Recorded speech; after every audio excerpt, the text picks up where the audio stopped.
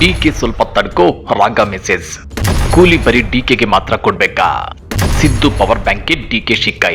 ಸಿದ್ದು ಮತ್ತು ಡಿಕೆಶಿ ನಡುವಿನ ಸಿಎಂ ಕುರ್ಚಿ ಕಚ್ಚಾಟ ಮುಗಿಯುವ ಯಾವ ಲಕ್ಷಣಗಳು ಕಾಣ್ತಿಲ್ಲ.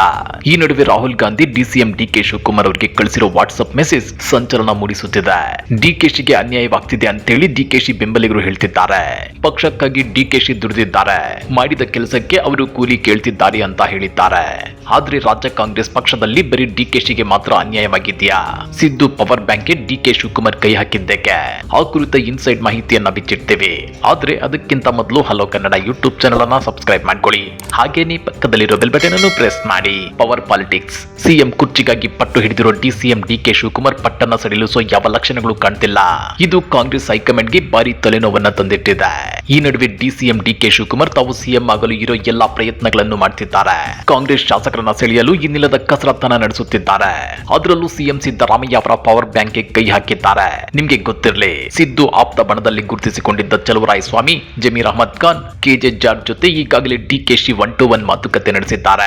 ಇದೀಗ ಸಿದ್ದರಾಮಯ್ಯನವರ ಪರಮಾಪ್ತ ಸಚಿವ ಸತೀಶ್ ಜಾರಕಿಹೊಳಿ ಅವರ ಜೊತೆ ಮಿಡ್ ನೈಟ್ 1 ಗಂಟೆ ಚರ್ಚೆ ನಡೆಸಿರುವುದು ರಾಜ್ಯ ರಾಜಕಾರಣದಲ್ಲಿ ಭಾರಿ ಕುತೂಹಲ ಮೂಡಿಸುತ್ತಿದೆ. ಹಾಗಾದ್ರೆ ಡಿಕೆ ಸಿದ್ದು ಪರಮಾಪ್ತರ ಜೊತೆ ಚರ್ಚೆ ಮಾಡ್ತಿರೋದಕ್ಕೆ ರಾಜ್ಯದಲ್ಲಿ ನಾಯಕತ್ವ ಬದಲಾವಣೆ ಇಲ್ಲವೇ ಇಲ್ಲ ಅಂತೇಳಿ ಸಿದ್ದರಾಮಯ್ಯನವರ ಆಪ್ತರು ಪದೇ ಪದೇ ಹೇಳಿಕೆ ಕೊಡ್ತಿದ್ದಾರೆ.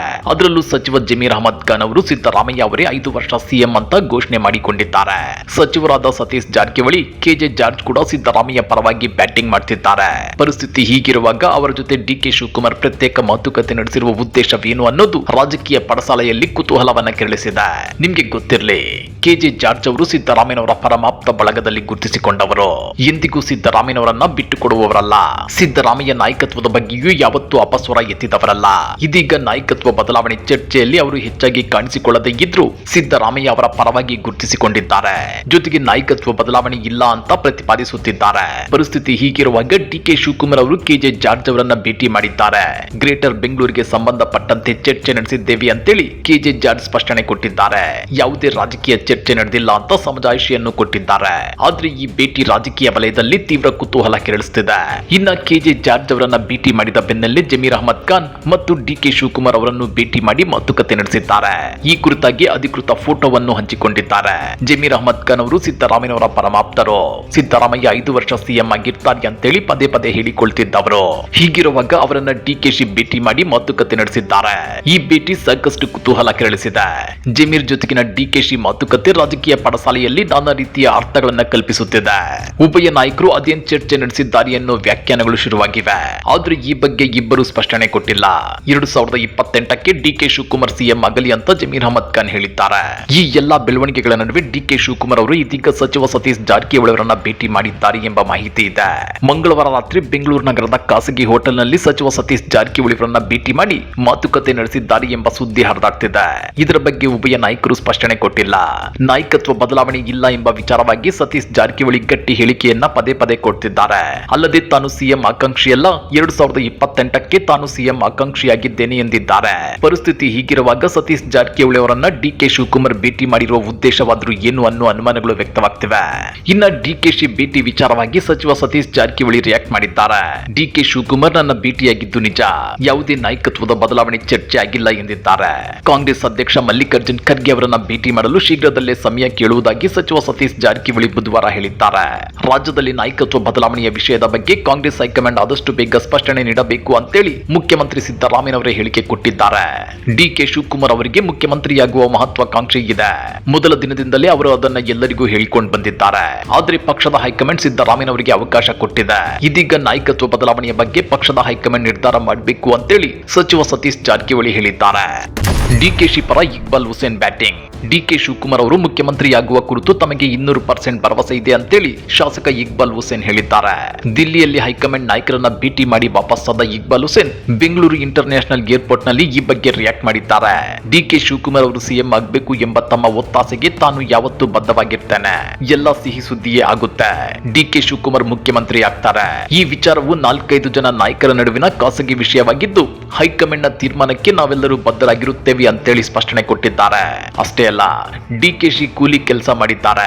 ಅವರು ಮಾಡಿದ ಕೆಲಸಕ್ಕೆ ಈಗ ಕೂಲಿ ಕೇಳ್ತಿದ್ದಾರೆ ಅಂತ ಹೇಳಿದ್ದಾರೆ. ಇದಕ್ಕೆ ಮಾಜಿ ಸಚಿವ KN ರಾಜಣ್ಣ ಅಷ್ಟೇ ತೀಕ್ಷ್ಣವಾಗಿ ತಿರುಗೇಟನ್ನ ಕೊಟ್ಟಿದ್ದಾರೆ. ನಾಯಕತ್ವ ಗೊಂದಲ ಬಗೆಹರಿಯಬೇಕಾದ್ರೆ ವಿಧಾನಸಭೆ ವಿಸರ್ಜಿಸಿ DK ಶಿವಕುಮಾರ್ ನೇತೃತ್ವದಲ್ಲೇ ಚುನಾವಣೆಗೆ ಹೋಗೋಣ. ಚುನಾವಣೆಯಲ್ಲಿ ಗೆದ್ದ ನಂತರ DK ಶಿವಕುಮಾರ್ 5 ವರ್ಷ ಮುಖ್ಯಮಂತ್ರಿಯಾಗಲಿ ಅಂತೇಳಿ KN ರಾಜಣ್ಣ ಮಾರ್ಮಿಕವಾಗಿ ಹೇಳಿದ್ದಾರೆ. ಇನ್ನ ಸಿದ್ದು ಬಣದ ಮಾತಿನ ಪ್ರಕಾರ ಕಳೆದ ವಿಧಾನಸಭಾ ಚುನಾವಣೆಯಲ್ಲಿ ಸಿದ್ದರಾಮಯ್ಯನವರ ಮುಖ ನೋಡಿ ಅಹಿಂದ ಮತಗಳು ಕಾಂಗ್ರೆಸ್ ಬೆನ್ನಿಗೆ ನಿಂತಿದ್ವು. ಆದ್ರೆ DKಶಿ ಮುಖ ನುಡಿಯಲ್ಲ. ಇದು ಗೊತ್ತಿದ್ರು ತಮ್ಮ ಅಧ್ಯಕ್ಷತೆಯಲ್ಲಿ ಪಕ್ಷ ಅಧಿಕಾರಕ್ಕೆ ಬಂದಿರೋದಕ್ಕೆ DKಶಿ ತಮಗೆ CM ಹುದ್ದೆ ಸಿಗಬೇಕು ಅಂತ ಬಯಸುತ್ತಿದ್ದಾರೆ. ಮಾಡಿದ ಕೆಲಸಕ್ಕೆ ಕೂಲಿ ಕೊಡಿ ಅಂತೇಳಿ ಹೈಕಮಾಂಡ್ ಮುಂದೆ ಮಂಡಿಯೂರಿದ್ದಾರೆ. ಆದ್ರೆ ಈ ಬಗ್ಗೆ ತಿರುಗೇಟು ಕೊಟ್ಟಿರೋ ಮಾಜಿ ಸಚಿವ ಮತ್ತು ಸಿದ್ದು ಪರಮಾಪ್ತ ಬಣದ ನಾಯಕ KN ರಾಜಣ್ಣ ಕಾಂಗ್ರೆಸ್ ಶಾಸಕಾಂಗ ಸಭೆಯಲ್ಲಿ ಸಿದ್ದರಾಮಯ್ಯನವರನ್ನ ಆಯ್ಕೆ ಮಾಡಲಾಗಿದೆ. ಬದಲಾವಣೆ ಮಾಡುವುದಿದ್ದರೆ CLP ಸಭೆಯಲ್ಲಿ ನಿರ್ಧಾರವಾಗಲಿ. ಸಿದ್ದರಾಮಯ್ಯ ರಾಜೀನಾಮೆ ಕೊಡಬೇಕು ಎಂದು ಯಾರು ಹೇಳಿಲ್ಲ. 30 ತಿಂಗಳು ಅಧಿಕಾರ ಹಂಚಿಕೆ ಒಪ್ಪಂದವಾಗಿದೆ ಎಂದು ಸುಮ್ಮನೆ ಕೆಲವರು ಹೇಳುತ್ತಿದ್ದಾರೆ ಅಂತೇಳಿ ಕಿಡಿಕಾರಿದ್ದಾರೆ. ಅಷ್ಟೇ ಅಲ್ಲ, ನನ್ನದು ಸಿದ್ದರಾಮಯ್ಯ CM ಆಗಬೇಕೆಂಬ ಅಭಿಪ್ರಾಯ. ಅನಿವಾರ್ಯತೆ ಬಂದ್ರೆ ಪರಮೇಶ್ವರ್ CM ಆಗಲಿ. ಸಿದ್ದರಾಮಯ್ಯನವರನ್ನ ಆಯ್ಕೆ ಮಾಡಿರುವುದು ಕಾಂಗ್ರೆಸ್ ಶಾಸಕಾಂಗ ಪಕ್ಷ ಅಲ್ವಾ? ಈಗಲೂ CLPಯಲ್ಲಿ ತೀರ್ಮಾನ ಆಗಬೇಕು. CLPಯಲ್ಲೂ ಸಿದ್ದರಾಮಯ್ಯ ರಾಜೀನಾಮೆ ಕೊಡಲಿ ಎಂದು ಯಾರಾದ್ರೂ ಹೇಳಿದ್ದಾರಾ ಅಂತ ಪ್ರಶ್ನೆ ಮಾಡಿದ್ದಾರೆ. ಇನ್ನ 2013ರಲ್ಲಿ ಪರಮೇಶ್ವರ್ ಪಕ್ಷವನ್ನ ಅಧಿಕಾರಕ್ಕೆ ತಂದ್ರು. ಆದ್ರೆ ದುರದೃಷ್ಟವಶಾತ್ ಅವತ್ತು ಅವರು ಗೆದ್ದಿರ್ಲಿಲ್ಲ. ಈಗ DKಶಿ ಕೂಲಿ ಕೇಳ್ತಿದ್ದಾರೆ. ಆದ್ರೆ ಪರಮೇಶ್ವರ್ ಅವರದ್ದು ಕೂಲಿ ಇದೆಯಲ್ವಾ, ಅವರದ್ದು ಹಳೆ ಕೂಲಿ. ಮೊದಲು ಅದು ಚುಕ್ತ ಆಗಲಿ, ಆಮೇಲೆ ಇವರ ವಿಚಾರ ನೋಡೋಣ ಅಂತೇಳಿ ಕುಟುಕಿದ್ದಾರೆ. ಇಷ್ಟಕ್ಕೆ ನಿಲ್ಲದ ರಾಜಣ್ಣ ನಾಯಕತ್ವದ ಬಗ್ಗೆ ಮಾತನಾಡಬಾರ್ದು ಅಂತೇಳಿ ಹೈಕಮಾಂಡ್ ಹೇಳಿದೆ. ಅದಕ್ಕಾಗಿ ನಾನು ಮಾತನಾಡ್ತಿಲ್ಲ. ನನ್ನ ವೈಯಕ್ತಿಕ ಆಶಯ ಸಿದ್ದರಾಮಯ್ಯ 5 ವರ್ಷ CM ಆಗಿರಬೇಕು ಅಂತ ಹೇಳಿದ್ದಾರೆ. DK ಶಿವಕುಮಾರ್ ನೇತೃತ್ವದಲ್ಲಿ ಮುಂದಿನ ಚುನಾವಣೆಯಲ್ಲಿ ಎಲ್ಲರೂ ಹೋಗೋಣ. ಆಗ ಬಹುಮತ ಪಡೆದು ಅವರೇ 5 ವರ್ಷ CM ಆಗಲಿ ಅಂತೇಳಿ ತಿರುಗೇಟನ್ನ ಕೊಟ್ಟಿದ್ದಾರೆ. ಪ್ಲೀಸ್ ವೈಟ್, DKಗೆ ರಾಗ ಮೆಸೇಜ್. ಹೀಗೆ ಕಾಂಗ್ರೆಸ್ನಲ್ಲಿ ಮಾತಿನ ಜಟಾಪಟಿ ನಡೆಯುತ್ತಿರೋ ಟೈಮಲ್ಲಿ ರಾಹುಲ್ ಗಾಂಧಿ DCM DK ಶಿವಕುಮಾರ್ ಅವರಿಗೆ ವಾಟ್ಸ್ಆಪ್ ಮೆಸೇಜ್ ಕಳಿಸಿದ್ದಾರೆ. ಆ ಮೆಸೇಜ್ ಅಲ್ಲಿ ಹೀಗಿದೆ: ಪ್ಲೀಸ್ ವೈಟ್, ಸದ್ಯದಲ್ಲಿ ಸಮಸ್ಯೆ ಬಗೆಹರಿಸುವುದಾಗಿ ಇದೆ ಎನ್ನಲಾಗ್ತಿದೆ. ಇತ್ತ ಈ ಬಗ್ಗೆ ರಿಯಾಕ್ಟ್ ಮಾಡಿರೋ AICC ಅಧ್ಯಕ್ಷ ಮಲ್ಲಿಕಾರ್ಜುನ್ ಖರ್ಗೆ, ಮುಖ್ಯಮಂತ್ರಿ ಹುದ್ದೆಯ ವಿವಾದವನ್ನ ಶೀಘ್ರದಲ್ಲಿ ಇತ್ಯರ್ಥಪಡಿಸಲಾಗುವುದು. ಈ ಸಂಬಂಧ ಸೋನಿಯಾ ಗಾಂಧಿ, ರಾಹುಲ್ ಗಾಂಧಿ ಮತ್ತು ನಾನು ಸಮಾಲೋಚನೆ ನಡೆಸಿ ಅಂತಿಮ ನಿರ್ಧಾರ ತೆಗೆದುಕೊಳ್ಳುತ್ತೇವೆ ಅಂತ ಹೇಳಿದ್ದಾರೆ. ಡಿಸೆಂಬರ್ 1ರಂದು ಸಂಸತ್ ಚಳಿಗಾಲದ ಅಧಿವೇಶನ ಪ್ರಾರಂಭವಾಗುವ ಮೊದಲು ರಾಜ್ಯದಲ್ಲಿ ನಾಯಕತ್ವದಲ್ಲಿನ ಯಾವುದೇ ಬದಲಾವಣೆಯ ಕುರಿತು ಕಾಂಗ್ರೆಸ್ ಹೈಕಮಾಂಡ್ ನಿರ್ಧಾರ ತೆಗೆದುಕೊಳ್ಳಲು ಯೋಚಿಸಿದೆ ಅಂತ ವರದಿಗಳಿವೆ. ಇದರ ಮಧ್ಯೆ ರಾಹುಲ್ ಗಾಂಧಿ DK ಶಿವಕುಮಾರ್ ಅವರಿಗೆ ಸಂಕ್ಷಿಪ್ತ ವಾಟ್ಸ್ಆಪ್ ಸಂದೇಶದ ಮೂಲಕ ಪ್ರತಿಕ್ರಿಯಿಸಿದ್ದು, ದಯವಿಟ್ಟು ಕಾಯಿರಿ, ನಾನು ನಿಮಗೆ ಕರೆ ಮಾಡುತ್ತೇನೆ ಅಂತ ಹೇಳಿರುವುದಾಗಿ ವರದಿಯಾಗಿದೆ. ಅದೇನೇ ಇರ್ಲಿ, ಕಳೆದ ನವೆಂಬರ್ 20ರಂದು ಕಾಂಗ್ರೆಸ್ ಸರ್ಕಾರ 2.5 ವರ್ಷ ಪೂರ್ಣಗೊಳಿಸಿದ ನಂತರ 2023ರಲ್ಲಿ CM ಸಿದ್ದರಾಮಯ್ಯ ಮತ್ತು DCM DK ಶಿವಕುಮಾರ್ ನಡುವೆ ಅಧಿಕಾರ ಹಂಚಿಕೆ ಒಪ್ಪಂದವನ್ನು ಉಲ್ಲೇಖಿಸಿದ್ದಾರೆ.